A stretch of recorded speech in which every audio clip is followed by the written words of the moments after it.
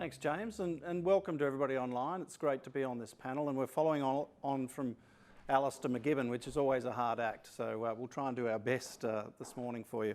So just to follow on from Rob's introduction, Scott Farrell, the author and architect of everything that's CDR, and Scott, I was looking through the Queen's Birthday Honours list. You didn't get a Guernsey there, but we'll keep working on that for you. Rob Hale. Rob, nice T-shirt. That looks, can we just show our audience? Thank you. Yes, it is limited edition. I think we're selling them online later on, so if anybody's interested, it does have Regional Australia Bank on it. And Jamie's joining us from Brisbane. Thank you, Jamie, for coming in. I know COVID was a delay, so good to have you online, and welcome this morning. Thank you. I'll set the scene for what we're going to do on this panel, and then plenty of time for questions, and obviously in the preparation we've got plenty of questions ourselves. So we'll take you on a bit of a journey through just the renewed focus from the government on the digital economy. We now have a digital economy minister. We've got a Prime Minister and a Treasurer very focused on digital, all things digital, and we'll talk a bit about that. The state of play for ADIs. So obviously it's been an interesting journey to get where we are, and it's going to be an even more interesting journey ahead. Resourcing, technology, rules, standards, and a whole new channel that a lot of our people within our business are not used to, and the consumer is not used to. So we've got a lot of work to do around educating the consumer. Talk a little bit about the sort of current compliance regime. We won't labour that, but really it's about where's the ACCC trying to head with getting businesses to the table, and talk through a few of the possibilities. You know, what are we doing this for, and what might it mean for the consumer at the end of the day? So set the scene. Scott Morrison, renowned for a few quotes, and one from the other day was, "We must keep our foot on the digital accelerator to secure our economic recovery from COVID-19. Now, who would have thought CDR would be linked to COVID-19? But there you go. It's an opportunity. It does have his attention. In the federal budget, the government announced an extra $1.2 billion for digital economy. A lot around how the government's going to tackle that, but importantly from a CDR point of view, just north of $100 million to accelerate the framework, the rollout, and how we're going to keep developing to the end state that we're after. This acceleration causes some grief and some good things for the industry. It'll deliver a roadmap. It'll deliver something that we need to work towards, but it does up the pace. And for those that are not there on a compliance front and coming soon on a compete front, there's probably a lost opportunity for us as an industry and more broadly. And we're about to venture into other industries, other sectors, utility sectors as well. That's around the corner, and we'll talk a bit about that. So with that setting of the scene, we'll get underway with our first question. And Jamie, I might turn to you, seeing you're online and checking that the microphone's working well. So if we think about our progress here, and your organisation does lots of work across what's happening in other countries, other sectors, how are we going on that journey? Are we still at the sort of coalface, standing at the coalface waiting for things to start, or are we just making pace ahead? Look, that's a great question, Kieran. What's important to realise is that open banking is currently, or open finance to a larger extent, is currently underway in approximately 60 countries around the world. And at a recent event, a global open banking summit, there were more than 110 countries with representatives enrolled in that conference. So there is a lot of interest. It's happening at different paces, and it's also happening for various motivations, whether it is government-led or regulatory-led, or the alternative being industry-led. There's a number of different plans, and of course then that leads to different investments that are being made, partly by government. In some cases, the industry is being forced to fund the government central operations. In other countries, the industry is being left to fund it all and in some ways set the rules of the game. So Australia is a little bit unique. It has gone ahead with a very clear, roadmap or strategy, which I think we can largely thank Scott for commencing. But if we look at investment dollars, I mean, Australia is anecdotally in the billions now. And why I say that is we've got a certain investment by the government, but then you've got to look at every entity, whether they're a data holder or an ADI, a bank. And then you've got the fintechs, and they're all investing very different amounts of money to become ready or compliant, or in some cases, competitive. So if each of our big fours have at various times claimed they've spent hundreds of millions of dollars being ready, and then we look at the other 90 odd banks, I mean, that becomes a substantial investment. In the UK, they've invested, the government has asked the 9 largest banks in the UK to put together roughly £100 million. And they're tipping that by the time this continues, it could be up to another 50 million. Brazil, once again, is asking the industry to cover the central body, and they're looking at roughly half of the UK investment. So different horses for different courses, I think, is the way that we can look at the global approach. Thanks, Jamie. Scott, nice segue to you. You used to, pre-COVID, you were flying everywhere talking to different governments. That's still continuing online, no doubt.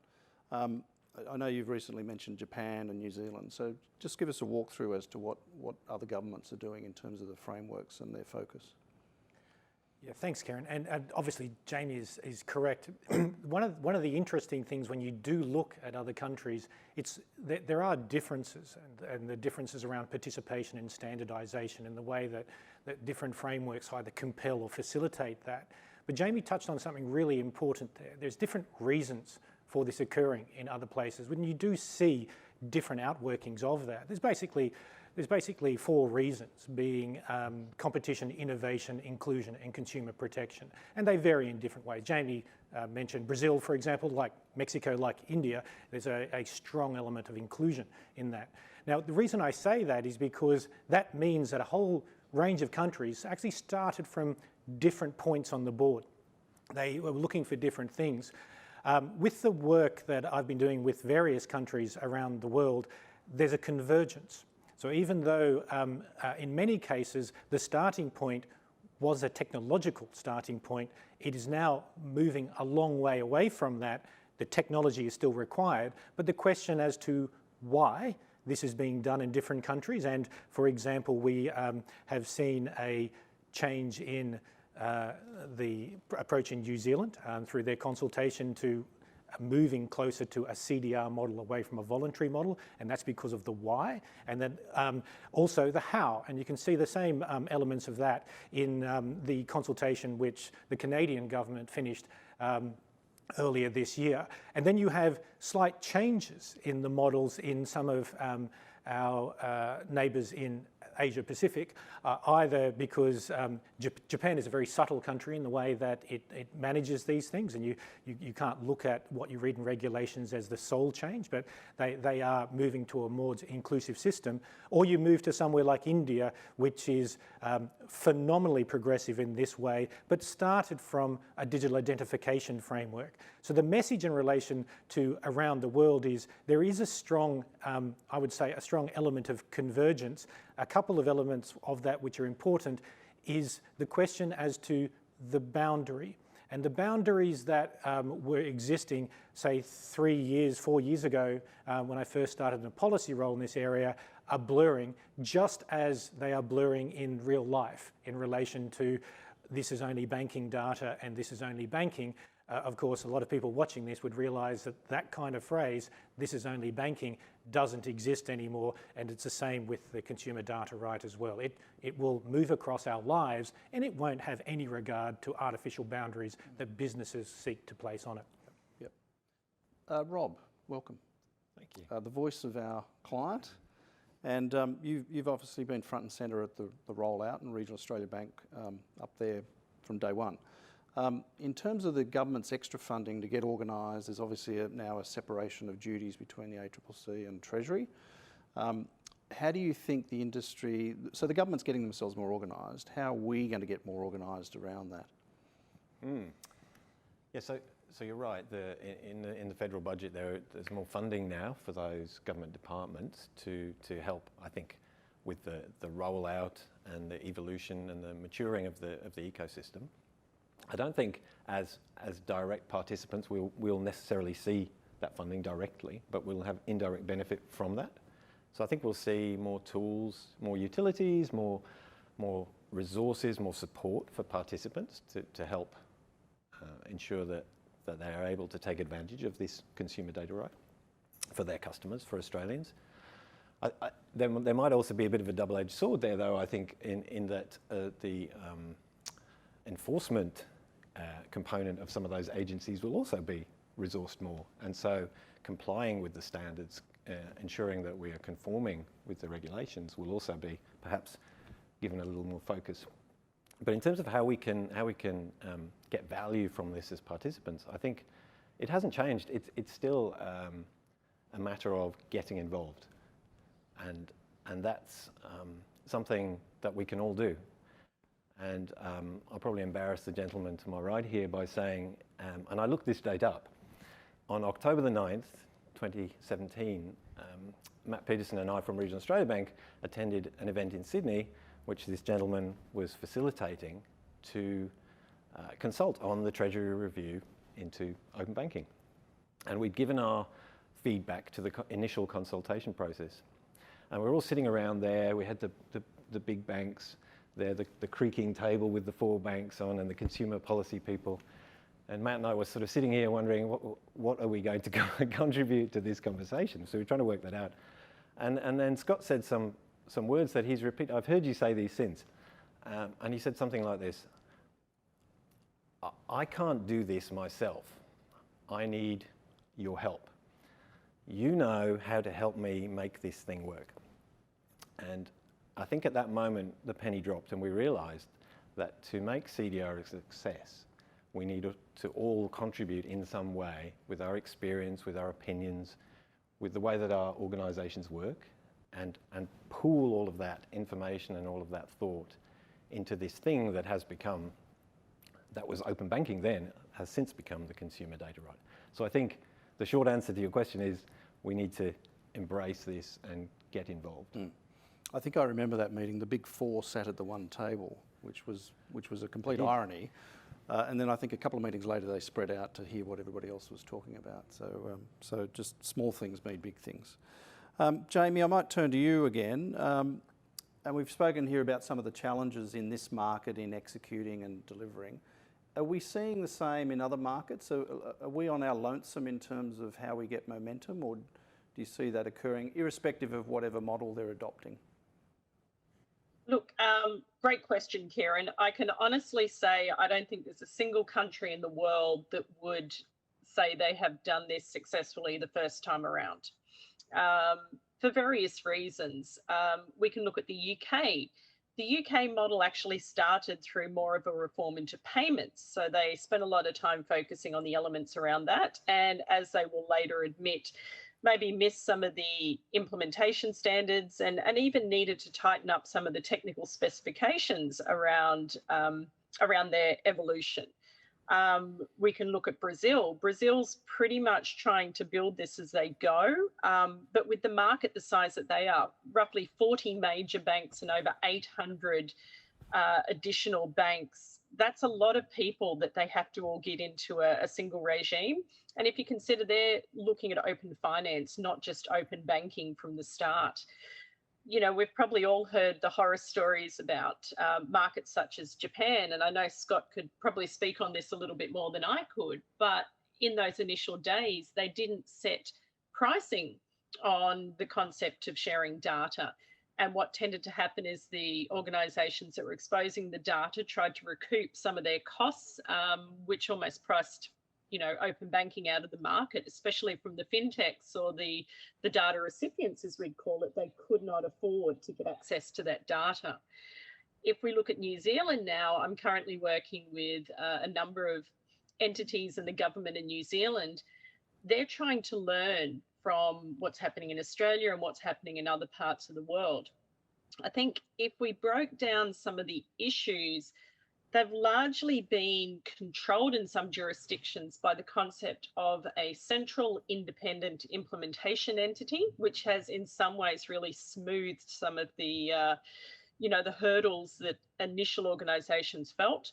So it might be a central testing entity. It could be access to quality sandboxes. There's a number of things there from a technical point of view that can smooth some of the early stage hiccups.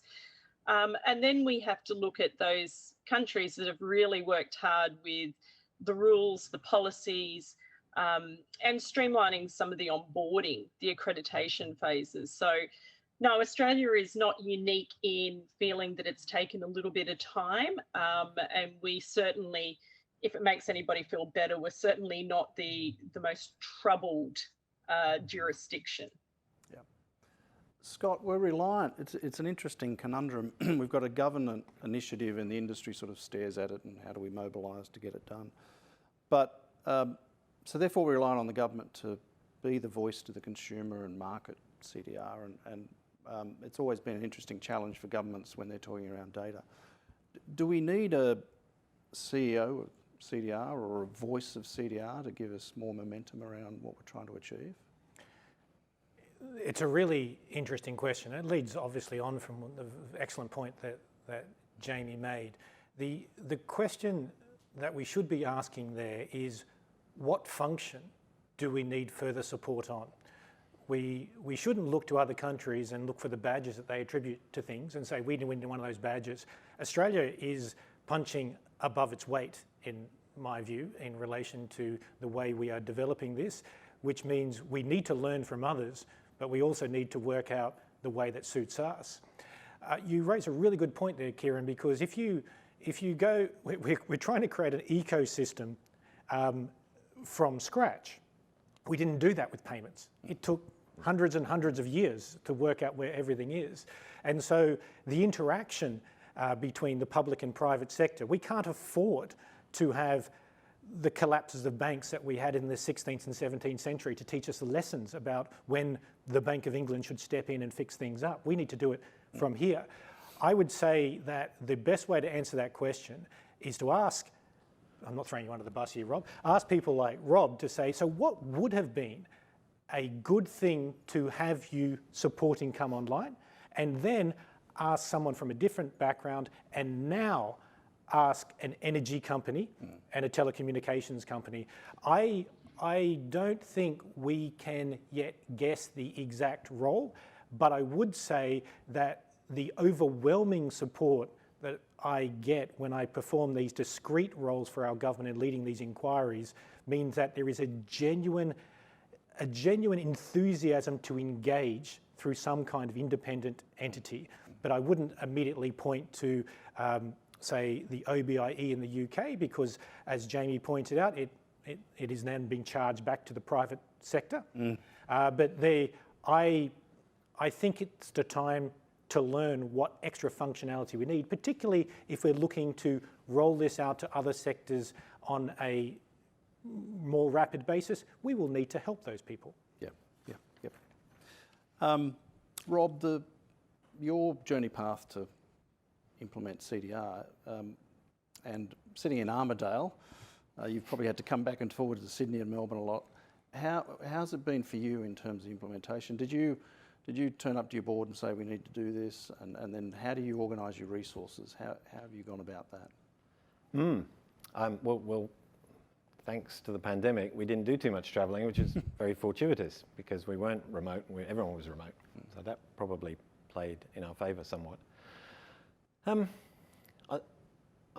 thinking I might answer that differently because so Paul Franklin, we know, who heads the ACCC CDR function, said something a few weeks ago, I think at an event or on a call, and it's a good message. He said, Australians don't wake up in the morning wanting to use a plumbing system. They want to have a shower and make a cup of tea. And of course, he was referring to the fact that Australians don't need to understand how APIs work in order to get the benefit from CDR. But just to extend that a little further or lean in on that a bit more, maybe Australian households don't need to understand how a plumbing system works either, because they engage specialists, they engage plumbers to take care of that for them. So maybe as a bank, this is what we did. Maybe as a bank, we have to decide, is integrating our banking data, our customer data with third-party services under the CDR, is that banking? Or is there some point at which that no longer is banking and we should therefore engage specialist companies to help us do that. And that's where we landed. So we're not the big four, we don't have deep pockets. So we decided that's not our core competency, but we engaged with a company, Bizza, to do that for us. And that's all they do. They worry about conforming with the technical standards and ensuring that that data is published in a conformant manner to facilitate all those third-party services. So we made a conscious decision strategically to identify a kind of fence over which we did not play. And I think that's a really interesting question for all institutions to ask of themselves now in this digital economy as we move towards digital 2030. Is where is banking, and where are the edges of banking, and where should we be playing? Could I? And yeah, no, go for it. Really, there's a really important point there, Rob, and there's a subtlety to it, because in listening to that, you could also say, well, and I know your organisation did not, you could say, well, we want to stick to banking. Now, that's not exactly what you said at all, because you said, well, we need help to do this other thing, which is part of our business. And I think that's the challenge that we see with a lot of people that we work with is you kind of don't get to choose if you're part of a data or digital economy, because you already are. But I think what was so powerful, what you said, Rob, is you can choose whether your capability is enough to service this other part of your business and your customer's life, or whether you need another service provider to do so. It's not a decision as to, oh, I don't want to be part of my customer's data life. You already are. And that's probably one of the strong messages that I have learned over the last 4 years is it's part of your life with all of your suppliers. And banking is just the first one. So that choice is different to, oh, I'm just going to do this as a compliance matter and it's not part of banking, as opposed to, I don't have the kit to do this myself, or to use my own words, I need some help to actually look after my customers. That's a kind of a different message. It's a powerful one. And as a banking industry, we tend to sort of want to build inside, and so the notion of partnership around data is a hard stretch for many people. But I think you've done a good job in terms of saying you've got to forget about the edge. You've got to think about where you want to go. Well, historically, for decades, banking has been internal. But this isn't banking anymore, is it? This is an economy-wide liberation of data for consumer gain initiative, and so it's not about banking anymore. Yeah. So looking to the future, Scott, obviously the government loved your first report and they asked you to do another one, 2.0, and that's in Canberra, as I understand, and I think it'll take them, given everything they've got on, it'll take them a little while to get back to us on what they might look to adopt in that space. And Jamie, I'm warming you up here. I'll bring you in a second. But Scott, sitting there authoring the report, you had the flags and the country roads in the opening introduction. But when you finally put your signature on it, what were the top sort of 4 or 5 changes? And I know you'll mention payments within there. You're leading the witness, you're yes, on. Yes. There's probably 2 messages and 2 specifics. The 2 messages are that it was about inclusion and connection, and it's about including more customers. I keep using customers because although it's called the consumer data right, it's not limited to consumers. It catches small businesses and other businesses too, and empowering them to use the data. So to get back to Rob's point, I actually want it to make the coffee and not just give me the water to boil. I'm working with these analogies as I go, Rob. Keep going. So, yeah. And that empowerment really comes into one of the specifics, which is what I could easily call a digital power of attorney, an ability to not only use this to share your data, but also to share the authorization for another to do something digitally on your behalf. In the United Kingdom, that's called right access. That's a particularly technological term. And one of the key sets of recommendations was allowing actions to be initiated on your behalf. So not only can you find out which is the best account, you could change your payments. You could open an account, you could close an account. But of course, when I use the word account, it's an economy-wide consumer data right. So it could have been your energy account. It could have been your telco account. It could have been something else as well. The inclusion is also on the business side, and that inclusion is, well, how do we make this work, for example, for small businesses that have headaches? I grew up in a small business. I know how those headaches work, and you just need help. How can we make this, allow this so that the specialists that we already use in our small business to help us can take the benefit of this? And the connection is on two sides too. The connection is with our digital and data economy. If you're a compliance officer watching this, you're probably swamped with all the things that are changing. There are changes to privacy, there's questions of digital identification, there's artificial intelligence issues, all the issues that were on the previous seminar. And they need to work together because if it is an economy-wide, or it's a digital economy, all the parts need to work with each other. And so there's a bunch of recommendations around that. The last set is something that Jamie has already spoken to, is the rest of the world. Because data doesn't respect any borders, even though the laws try to impose sovereignty on those borders, it tends to move. And most importantly, consumers and businesses move too. And so businesses that go through Rob's work should be able to, if they choose, to offer a similar product in regional Canada, based on similar standards. Why should the standards be any different? They're not that different for payments, for example, which is another transmission of valuable information. And so that connection to make this truly worthwhile, and also to allow people from offshore in similar systems to offer things, Kieran, to make your life better, that will improve the system here as well. Now, the other specific I was going to mention is, and many people would understand this as they're listening, is all of this is driven around, it's your choice, so it's your consent. So a key part of the recommendations is also to make sure that you don't get swamped with all of those choices. As a lawyer, I can happily say that a lot of people don't read all the words that I write. And don't laugh, Jamie, it's true. And that is clearly the case in relation to the way people give consents in relation to the sharing of data in many aspects of their life now. Everything I've just described doesn't work if we throw lawyers in between with all their words.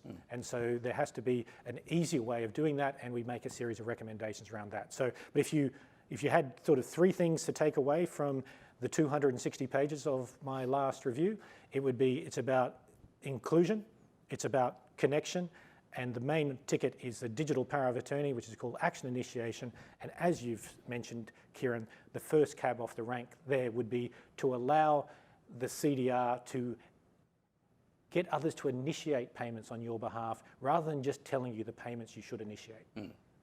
Which is a brave new world in some people's eyes, but I can see it coming very soon.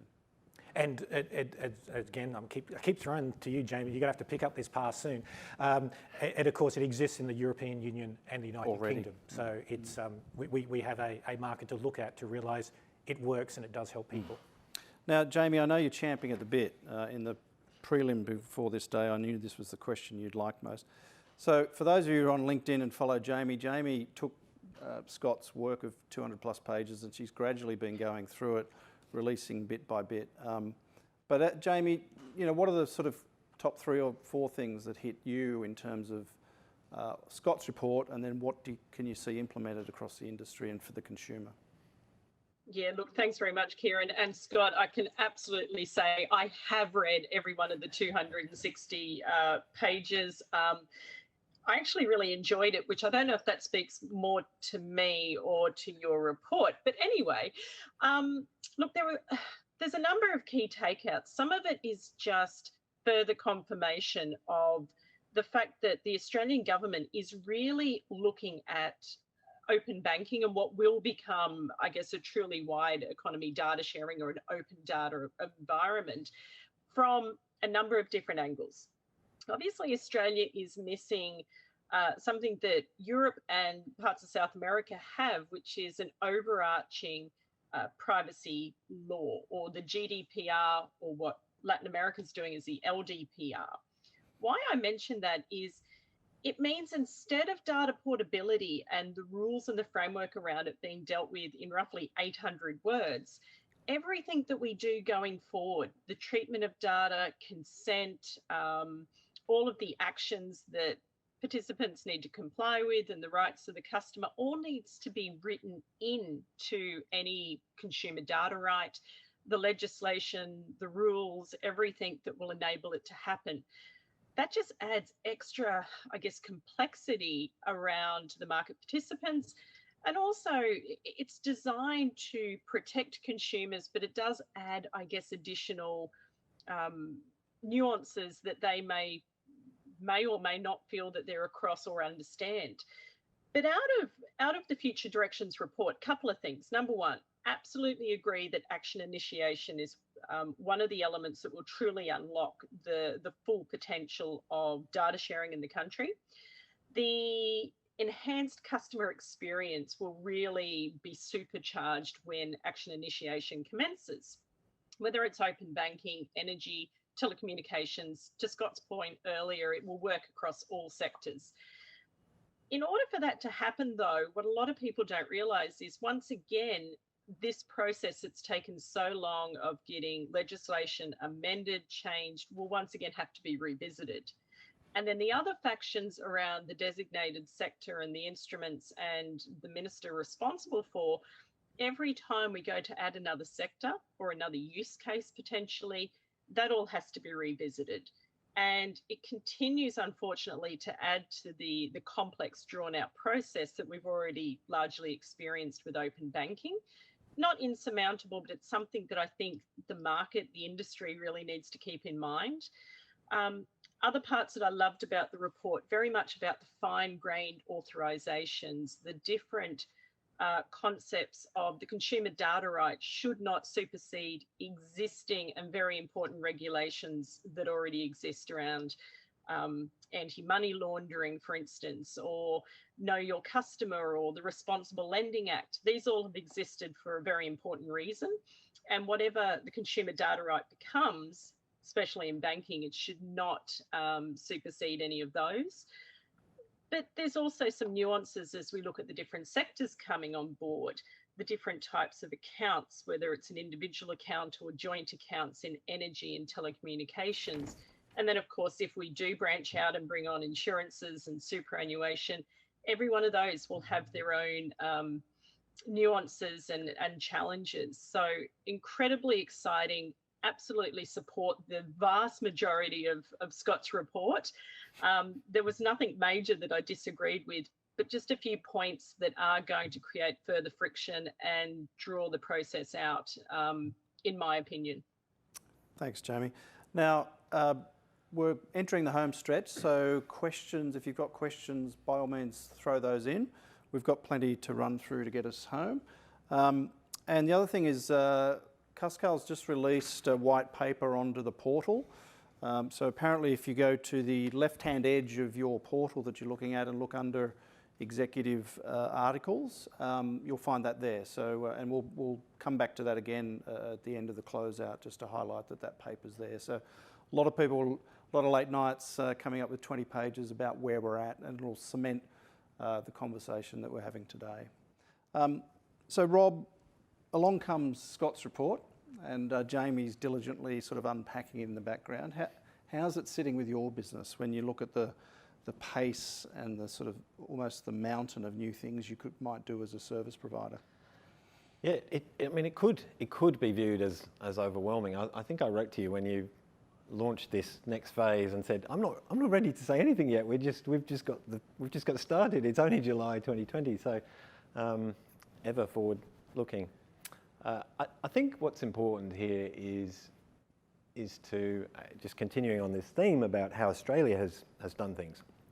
We've got Treasury are now responsible for the rulemaking, and Treasury have recently, when they took ownership, I think in February this year, they took a slightly different position on how the rules consultation process should operate.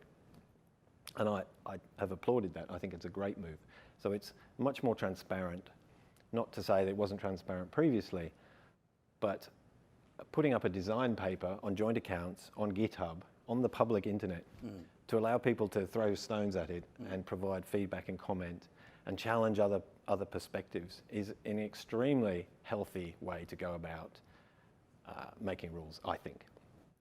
And I think taking that further, and now we're seeing many more, there are many design papers out there, there are many consultation processes for CDO out there now. There's one that was released on Friday to bundle consents for purpose-built consent. So maybe I want to borrow some money for something, rather than as a consumer having to work out which data clusters I'm okay to share. I'll just tick the box that says I'll share what's necessary for someone to assess my creditworthiness. That seems like a really good move. So these are all out there, and we're trying to cherry pick the ones we think we can respond to and add some value to that conversation. And yet again, I think that's where we can all play a role, is to get involved in that. I'm quoting people a lot today. So Emma Penzo from the ABA said something recently, and I think it's another really important point. She said, it's really hard to start with a blank sheet of paper and get everything right. And it's also really easy to throw stones at someone else's work and criticize it. And I think if we can just adjust our thinking and own CDR, not just within financial services, but within all Australian businesses, and make it our own and make it really good by contributing to the evolution of it, that's a marked shift in influencing public policy. And I think that's what we should all be doing. And that's what we're doing at Regional Australia Bank. I can see you want to add something. Yeah, it's I feel your pain in looking at why the heck are you asking all these questions now, Scott? And it's because you've done so much already. And I'm really speaking to everyone who has already invested in this. My view in doing that report is to be clear, it has a future, and a future which is broader than what you can do right now. But it does mean your investment right now is building to something else. And it's that ability to know this, again, is not a compliance issue, oh, I've got to do this. No, here's where we could easily get to. And what I wanted to do in that report is not only show where we could travel to, but also how we would live there when we got there. And so it had to be thorough enough so you would know that when that card was played, that we are going to go in this direction, you know the kind of tech response that you would have had to put in place for that. So certainly when you look at the 100 recommendations, I was never expecting that they would just go, right, on Monday we're doing the lot, right? It was really a question of this can all be done, and this is how it could be done. And to your point, after listening to more than 200 people, this is how they think it should be done.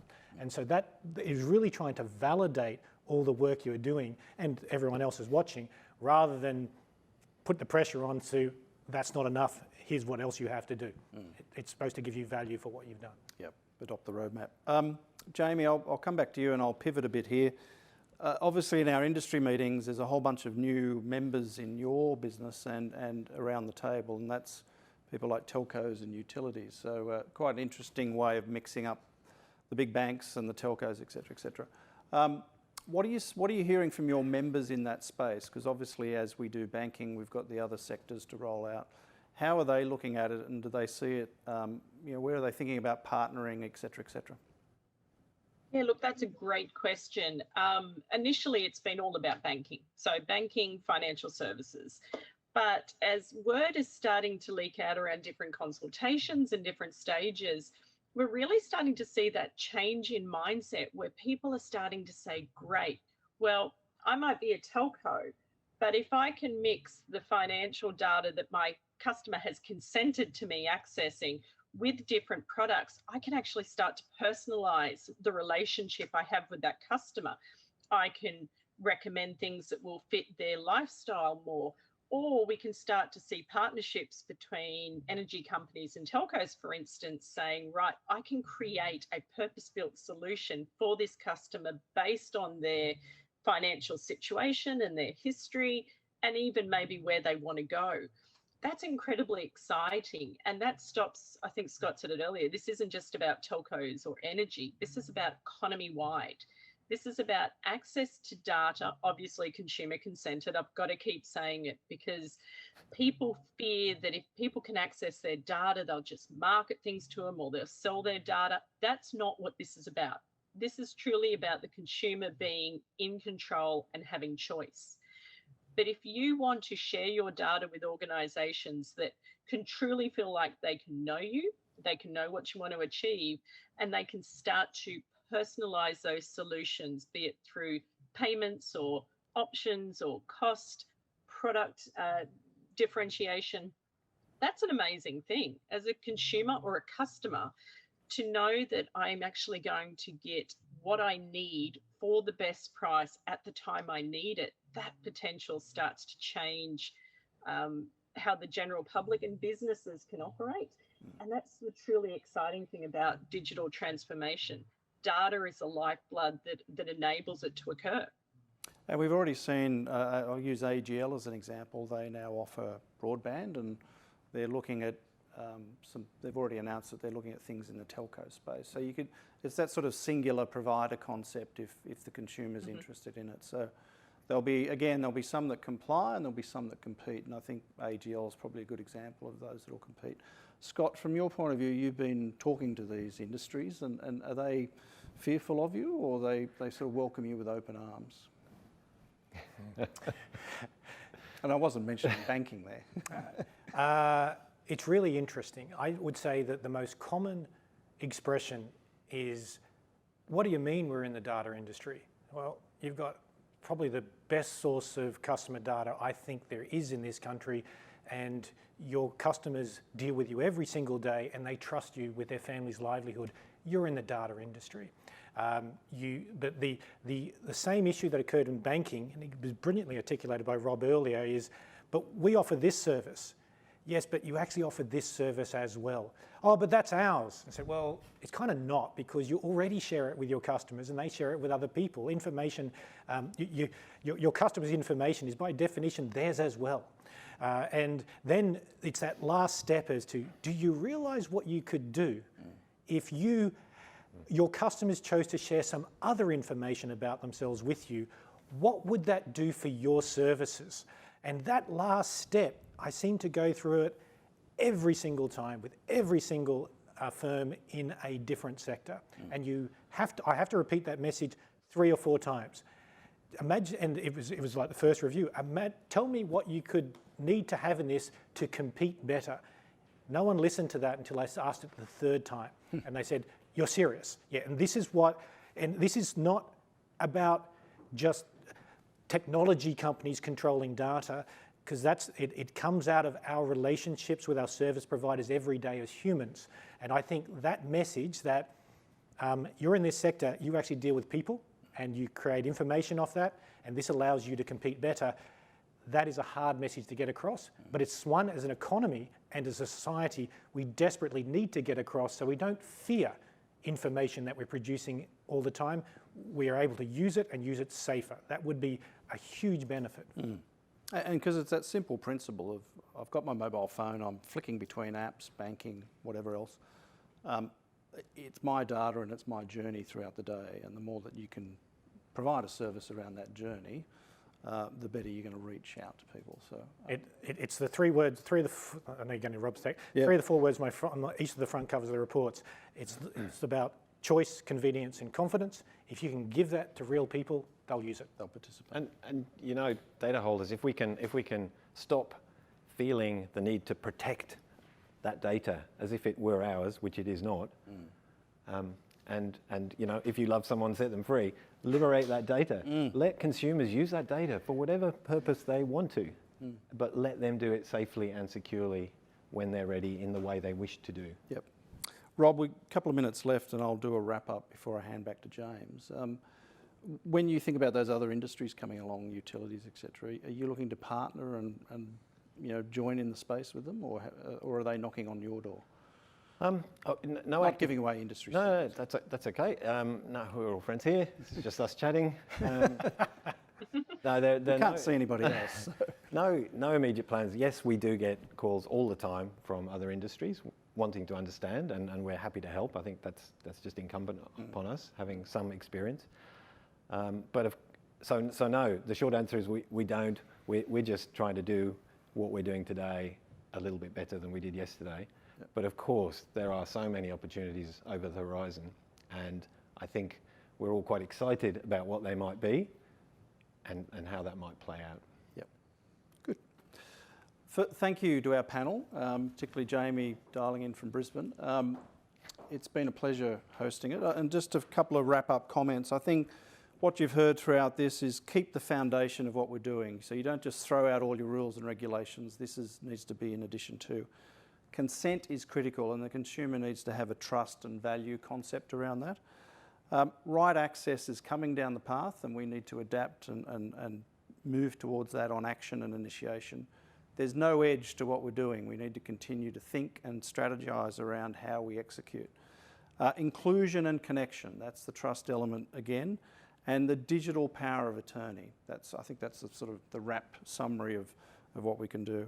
And at the end of the day, it's up to us, and you can look at government and say they're trying to make sure we move progress, but effectively it's up to us.